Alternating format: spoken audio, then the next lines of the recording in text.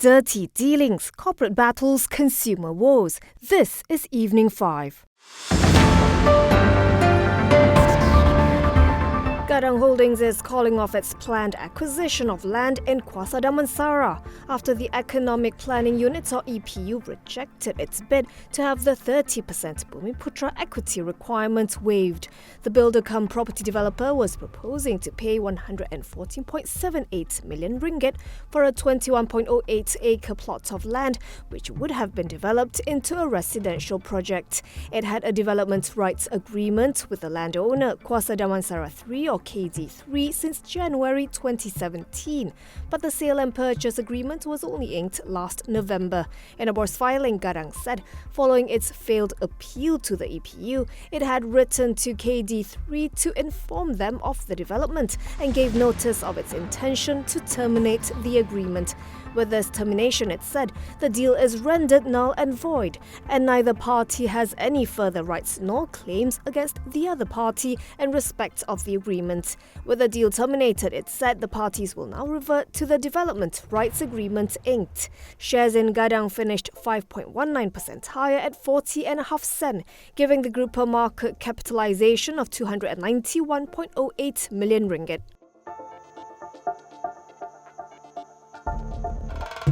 28 National Service Training Programme operators nationwide have filed a multi-million ringgit suit against the federal government for purported breach of contract. The operators, comprising 28 companies, claim they incurred losses of rent for 27 months and total losses of 108.737 million ringgit following the axing of the main contract to use their facilities between September 2018 and December 31st, 2020. In their statement of claim cited by The Edge, the companies alleged that the notice of termination issued on September 3, 2018 had come as a complete surprise, as they had been expending funds for the consistent upgrading of the building infrastructure and that they had not received any complaints about their performance under the contract. The statement said payment due to the operators was completely revised downwards from 2014 onwards with no formal reasons provided, and noted that at the point of termination by the government, the companies still had 27 months of performance left under the main contract, which they were ready, willing and able to perform at the material time.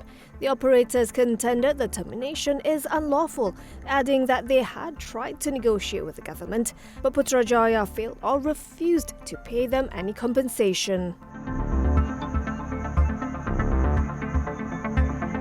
Nestlé Malaysia saw its first quarter FY 2024 net profit slip 0.8% as domestic sales shrank slightly, though that was offset by proactive cost management initiatives as well as better commodity costs. Earnings dipped to 195.51 million ringgit from 197.15 million ringgit a year earlier, while revenue for the quarter slipped 3.2% year-on-year to 1.78 billion ringgit from 1.84 billion ringgit. Earnings per share stood at 83.37 sen versus 84.07 sen earlier. Nestlé did not declare any dividend for the quarter.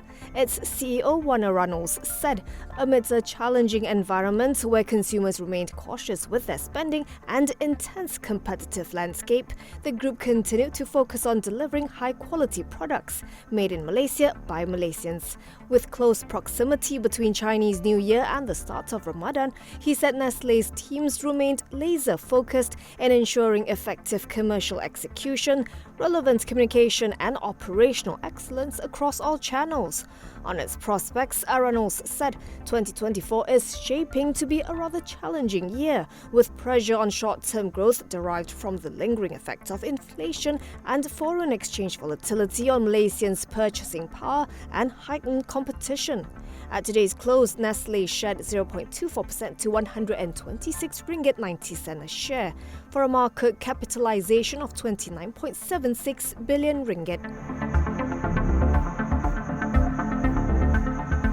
General insurer LPI Capital reported a 37% year-on-year surge in its first quarter FY 2024 net profit, thanks largely to sharply lower net expenses from reinsurance contracts held and higher investment income. Shares of LPI turned positive following the results announcement and rose nearly 3% to as high as 12 ringgit 12 sen. The stock ended the day at 11 ringgit 92 sen, valuing the company founded by the late Tan Sri Dr. Teh Hong Piao at 4.75 billion ringgit. Net profit for the 3 months was 101.29 million ringgit compared to 73.83 million over the same period last year. Revenue for the quarter edged up 1.4% to 469.8 million ringgit from 463.3 million ringgit as gross written premiums rose. LPI Capital expects the Malaysian insurance industry to continue to face greater competition and underwriting margins compression, owing to the phased liberalisation process, and that it will focus on strategic sectors that can provide steady and sustainable profits. It's that it will continue to strengthen its distribution channels by forming partnerships and enhancing its collaboration with agents and bancassurance partners to grow the desired portfolios. QSR Brands Malaysia Holdings is suspending over 100 KFC outlets nationwide after about half a year of boycott movement, Nanyang Siangpao reported, citing information from Google Maps. By the evening of April 27th, there were already 108 outlets that had paused operations, the Chinese Daily reported. There are over 600 KFC restaurants in Malaysia, according to its website. QSR did not immediately respond to the Edge's request for comment. KFC, along with several other global brands such as Starbucks and McDonald's, have been facing intense boycotts due to their perceived links to Israel amid the ongoing conflict in Gaza. The report said Kelantan is the hardest hit, with nearly 80% or up to 21 outlets temporarily shuttering, followed by 15 outlets in Johor. Johor Corporation, or JCorp, is the largest shareholder in QSR, which together with its unit KFC Holdings Malaysia were taken private in 2013.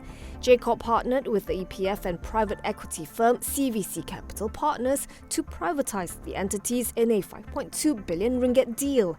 JCorp's unit, Massive Equity, holds a 55.63% stake in QSR, while Melati Asia Holdings, formed by EPF and CVC, controls 44.05%.